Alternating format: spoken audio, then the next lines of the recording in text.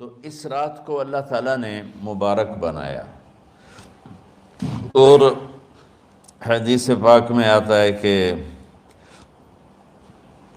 اللہ تعالیٰ اس رات میں ساری دنیا کے لوگوں کی بخشش فرماتا ہے سوائے 5 آدمیوں کی۔ 5 کے سوا سب اہل ایمان کی بخشش ہو جاتی۔ مشرک، المشرک، پہلا مشرک، دوسرا مشاحن، مشاحن کیسے کہتے ہیں؟ دل میں بغض رکھنے والا، کینہ رکھنے والا۔ تیسرا مسبل ازارہ، اپنے پاجامے شلوار چادر کو ٹخنوں سے نیچے تک لے جانے والا، لیکن ایک شرط کے ساتھ کہ وہ تکبر کی وجہ سے ہو، سستی کی وجہ سے ہے، غفلت کی وجہ سے ہے۔ چونکہ جب آپ نے ایک مرتبہ اس کے بارے میں بات کی تو حضرت ابوبکر صدیق نے کہا یا رسول اللہ، میری چادر، عرب چادر باندھتے تھے جیسے ہمارے پنجاب کا لباس چادر تھا، اب وہ کم ہو گئے۔ ہماری تو بزرگ عورتیں بھی اور مرد بھی سب چادر باندھتے تھے، شلوار کا تو کسی کو پتہ ہی نہیں ہوتا تھا ہمارے بچپن میں۔ یہ تو پھر آہستہ آہستہ جب تعلیم آئی تو شلوار دیہاتوں میں بھی اور شہروں میں عام ہو گئی۔ تو اگر وہ اس لیے لٹکا رہا ہے کہ طبیعت میں تکبر ہے، پھر اس وعید کا وہ حقدار ہے۔ اگر ویسے اس کی نیچے جا رہی ہے تو میرا مالک ایسا، وہ تو ہے ہی رحیم و کریم، ہے ہی رحیم و کریم، ہے ہی رحیم و کریم۔ صرف شلوار نیچے لٹکانے سے وہ اتنی شدید سزا دے، اگر اس کے پیچھے تکبر ہے پھر ہے۔ یہ تکبر نہیں ہے تو انشاءاللہ وہ اس سے محفوظ ہوگا۔ تو اپنی چادر کو لٹکانے والا، لیکن بشرط تکبر۔ کتنے ہو گئے؟ عاق لوالدیہ، ماں باپ کا نافرمان۔ نافرمان ایسا کہ دکھ دینے والا۔ چھوٹی موٹی اونچ نیچ تو ہر بچے سے ہو جاتی ہے، نہیں، جن نے والدین کو ٹکڑے ٹکڑے کر دیا ہو اور ان کو دکھ دے دے دے دے کے ان کا سینہ چیر دیا ہو، چونکہ آپ کہتے ہیں پرزے پرزے کرنا کسی چیز کی، تو اپنے دکھ دے کر اپنی بدتمیزی کے ساتھ اس نے ماں باپ کا دل زخمی کر دیا ہو، ایک یہ نہیں معاف ہوتا۔ 5واں مدمن خمر، مسلسل شراب پینے والا، مستقل جو شراب کا عادی ہو۔ ان 5 کو مؤخر کر دیا جاتا ہے۔ معافی نہیں ہونے کا مطلب یہ نہیں کہ اللہ تعالیٰ کبھی معاف نہیں کرے گا۔ معافی نہ ہونے کا مطلب یہ ہے کہ یہ 5 ایسے گناہ ہیں کہ اس کی وجہ سے بخشش رک جاتی ہے۔ اگر وہ شرک سے نکل آئے، وہ کینہ سے نکل آئے، وہ تکبر سے نکل آئے، وہ والدین کی نافرمانی سے نکل آئے، شراب چھوڑ دے، تو ان کی بھی بخشش ہو جاتی۔ جب کوئی توبہ کرے گا فوراً بخشش ہو جائے گی۔ نہ 15 شعبان کی ضرورت ہے، نہ لیلۃ القدر کی ضرورت ہے، نہ بیت اللہ جانے کے ساتھ توبہ کی شرط ہے۔ جہاں بھی وہ بیٹھ کے توبہ کرے گا، جس لمحے میں کرے گا، اسی وقت اس کی توبہ قبول ہوگی اور اللہ اس کے پچھلے سارے گناہوں کو معاف فرما دے گا۔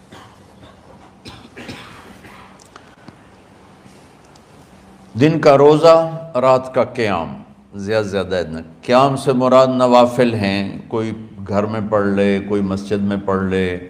نوافل، نفلی عبادات گھر میں ہی افضل ہوتی ہیں۔ میرے نبی سنتیں ہمیشہ گھر سے پڑھ کے آتے تھے۔ تہجد اپنے گھر میں پڑھتے تھے، مسجد میں نہیں پڑھتے تھے، سوائے اعتکاف کے۔ آپ اپنے نوافل، سنتیں سب گھر میں پڑھتے تھے اور مسجد میں صرف فرض آ کے ادا فرماتے تھے، اور اس کے بعد بیٹھنا ہوتا تھا تو بیٹھ جاتے تھے، اٹھنا ہوتا تھا تو اٹھ جاتے تھے۔ تو اعتدال اللہ کو ہر چیز میں پسند ہے۔ دنیا جو مختصر ہے اس میں کیسے پسند نہیں ہوگا؟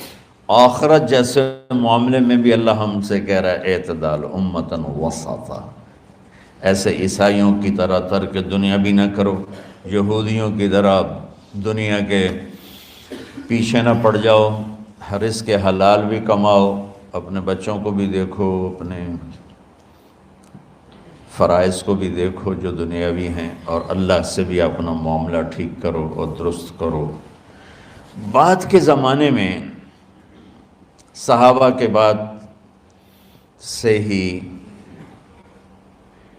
ایک انتہا پسندی امت میں آئی، ساری ساری رات جاگنا، فلاں بزرگ تھے وہ رسے سے اپنے بالوں کو باندھ لیتے تھے کہ نماز پڑھتے پڑھتے جب نیند آئے اور جھٹکا لگے تو رسے سے بندھے ہوئے بالوں سے اس جھٹکے سے تکلیف ہو اور ان کی آنکھ کھل جائے اور پھر نفلوں میں شروع ہو جائے۔ ایک فلاں بزرگ تھے وہ اپنے آنکھوں میں نمک کا سرما لگاتے تھے تاکہ آنکھیں جل جائیں، اس میں وہ جلن پیدا ہو جائے اور نیند اڑ جائے۔ یہ ایسے واقعات بھرے پڑے ہیں۔ فلاں بزرگ تھے، انہوں نے 30 سال عشاء کے وضو سے فجر کی نماز ادا کی۔ یہ اپنی جگہ پہ بزرگی ہے، لیکن یہ بھائیو یہ دین ہم پیش نہیں کر سکتے۔ فلاں بزرگ تھے وہ 30 سال سے ستو کھا رہے تھے کہ روٹی کھانے اور ستو کھانے میں 70 دفعہ سبحان اللہ کا فرق پڑ جاتا ہے، تو روٹی کھائیں تو 70 دفعہ سبحان اللہ کم کہہ سکتے ہیں، اور ستو کھائیں تو 70 دفعہ سبحان اللہ زیادہ کہہ سکتے ہیں۔ تو لہٰذا ان کا مجھے تو 30 سال ہو گئے، میں تو ستو کھا رہا ہوں، میں تو روٹی نہیں کھا رہا۔ یہ دین نہیں ہے، یعنی یہ وہ دین نہیں جو ہم انسانیت کو پیش کر سکتے، یہ تو لوگوں کو دوڑانے والی بات ہے۔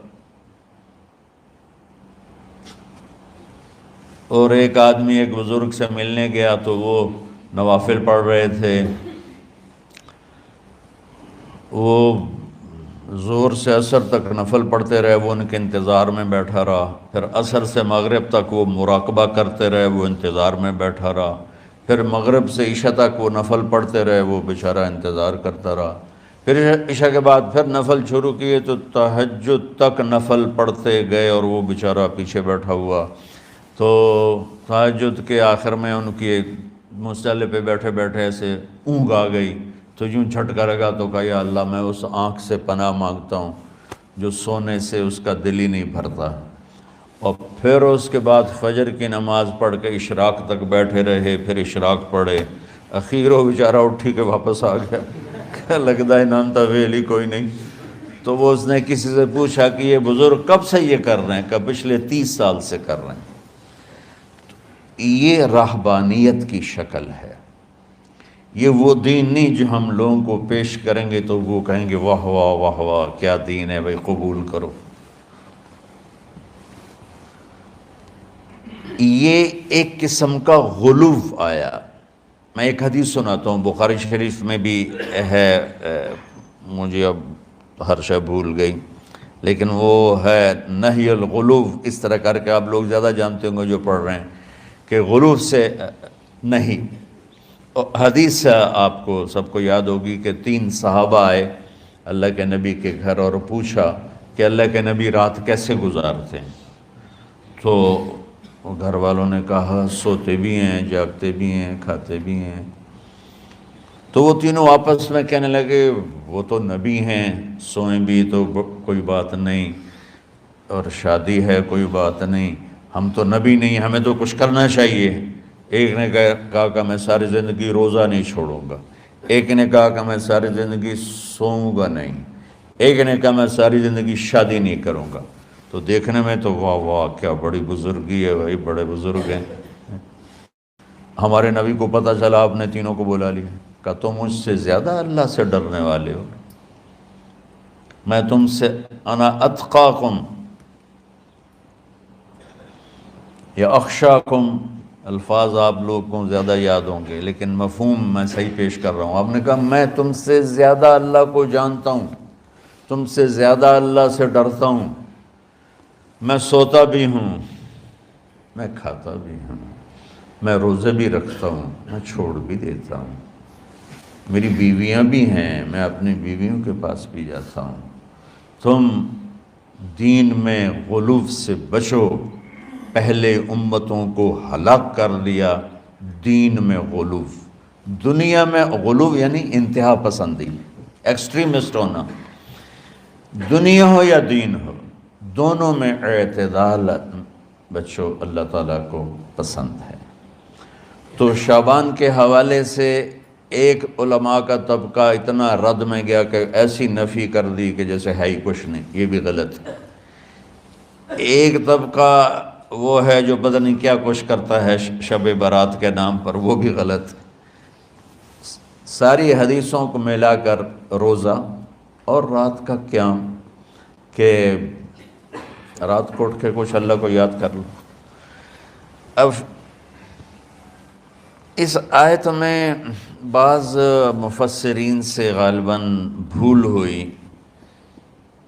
حامیم والکتاب المبین انا انزلناہ فی لیلۃ مبارکۃ انا کنا منذرین فیہا یفرق کل امر حکیم امرا من عندنا انا کنا مرسلین۔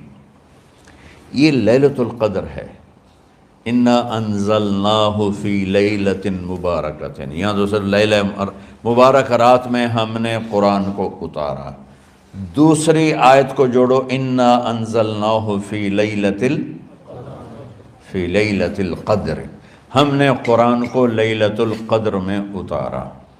تو وہ آیت اس آیت کا ترجمہ کر رہی کہ لیلۃ مبارک سے مراد لیلۃ القدر ہے، 15 شعبان نہیں۔ لیکن بعض مفسرین جو بڑے لوگ ہیں، لہذا ہم سب کا ادب احترام کرتے ہیں، لیکن رائے کا اختلاف وہیں بڑے علماء میں ہی ہے، تو اسی کو میں آپ کے سامنے نقل کر رہا ہوں، کوئی اپنی رائے نہیں دے رہا ہوں۔ تو ان سے یہ صاف ہو گیا کہ انہوں نے اس کو 15 شعبان بنا دیا۔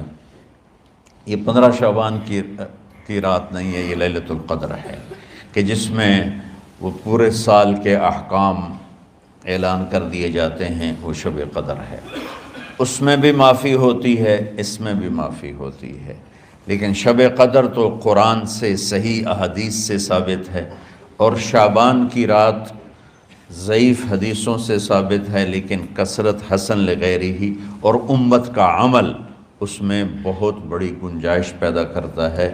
تو جو بچہ روزہ رکھنا چاہے ضرور رکھے، جو رات کو اٹھنا چاہے ضرور اٹھے، لیکن وہ اتنا نہ اٹھے کہ صبح سبق میں سویا پڑا ہو، تو ایسی عبادت نہیں چاہیے کہ آپ اپنے طلب علم جو فرض ہے اس میں آپ سوئے پڑے ہوں، تو تمہارے خراٹوں سے سبق بھی متاثر ہو رہا ہو۔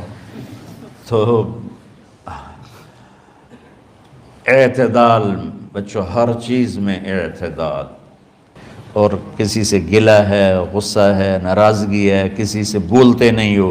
ابھی سے شعبان آ چکا ہے، آپ شعبان سے رمضان کی تیاری شروع فرما دیتے تھے، تو اس کی تیاری کیا ہے؟ دلوں کو صاف کرو، معاف کرو، معافی مانگو، تمہارا قصور نہیں پھر بھی معافی مانگ لو، دلوں کو صاف کرو، اور اپنے اور اللہ سے سخاوت مانگو، کہ اللہ کو سخی بھی پسند ہے اور صاف دل والا بھی پسند ہے۔ تو انشاءاللہ اگر اس طرح آپ کی تعلیمی سرگرمیاں بھی رہیں اور رمضان کا روزہ بھی ہوا اور دل صاف بھی ہوا، تو انشاءاللہ اللہ آپ کے دل کو ایمان اور علم کے نور سے بھر دے گا۔ سارے بچے اس کی نیت کرتے ہو نا؟ اللہم لک الحمد کما انت اہلہ فصلی علی محمد کما انت اہلہ۔ ہمارے اسباب و وسائل میں بہت کمی آ رہی میرے مولا، اپنی قدرت سے اپنے اس ملک کے لیے رزق کا، ہدایت کا دروازہ کشادہ فرما یا اللہ۔ جو اس کی دشمنی کرنے والے ہیں ان کو بھی ہدایت نصیب فرما، اور ان کے مقدر میں ہدایت نہیں تو ان کے شر سے اس کی حفاظت فرما۔ جتنے مدارس ہیں، جتنی خانقاہیں ہیں، جتنے تبلیغی مراکز ہیں، جتنے حفظ کے مکاتب ہیں، ان سب کی حفاظت فرما۔ علماء اہل حق کی حفاظت فرما، علماء اہل حق کی حفاظت فرما یا اللہ۔ صالحین کی حفاظت فرما یا اللہ۔ احفظنا من بین ایدینا ومن خلفنا وعن ایماننا وعن شمائلنا ومن فوقنا ونعوذ بعظمتك من أن نغتال من تحتنا اللهم إنا نعوذ بك من الاغتيال اللهم إنا نعوذ بك من أن نغتال من تحتنا اللهم احفظنا من كل بلاء اللهم احفظنا من كل شر ومن كل بلاء وعافنا من كل شر ومن كل بلاء یا اللہ تو پوری امت پہ کرم فرما رحم فرما یا اللہ پوری امت کا کہ خون کی عزت کی جان کی مال کی بچوں کی بچیوں کی عزتوں کی حفاظت فرما پوری دنیا کے کفر کو ہدایت دے دے پوری دنیا کے غیر مسلموں کو ایمان دے دے امریکہ والوں کو ہدایت دے دے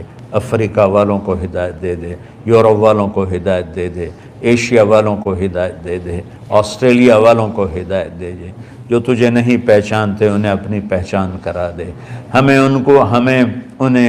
ہمیں تو ذریعہ بنا لے ان تک اپنا پیغام پہنچانے کا اور تیرا تعارف کروانے کا تو ہماری زندگی اس کے لیے قبول فرما لے ان بچوں کو قبول فرما لے انہیں ہدایت کے چراغ بنا ہدایت کے سورج بنا ان کو ان کے والدین کو دنیا اور آخرت کی ہر خیر نصیب فرما ان پڑھانے والوں کو اس میں کام کرنے والوں کو دنیا اور تمام شاخوں میں پڑھنے والے پڑھانے والے خدمت کرنے والے کام کرنے والے ان کے بچوں کی حفاظت فرما ان کی دنیا بھی بھلی فرما ان کی آخرت بھی بھلی فرما اور یا اللہ امت کے جوڑنے کا کہ مدرسۃ الحسنین کو ذریعہ بنا دے امت کو جوڑنے کا مدرسۃ الحسنین کو ذریعہ بنا دے یا اللہ جو ایمان پہ تیری بارگاہ میں پہنچ گئے ان کے درجے بلند فرما ان کی قبریں روشن فرما ہم جو پیچھے آ رہے ہیں میں عافیت والی صحت والی سہولت والی زندگی دے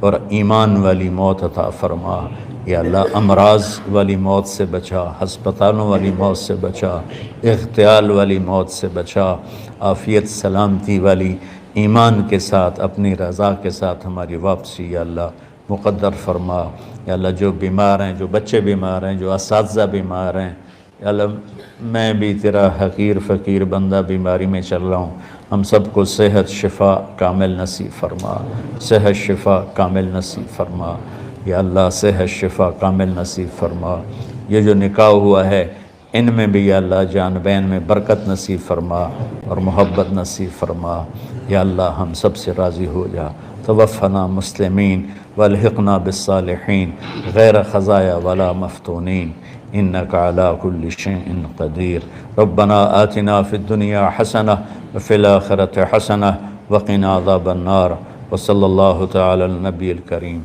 آمين برحمتك يا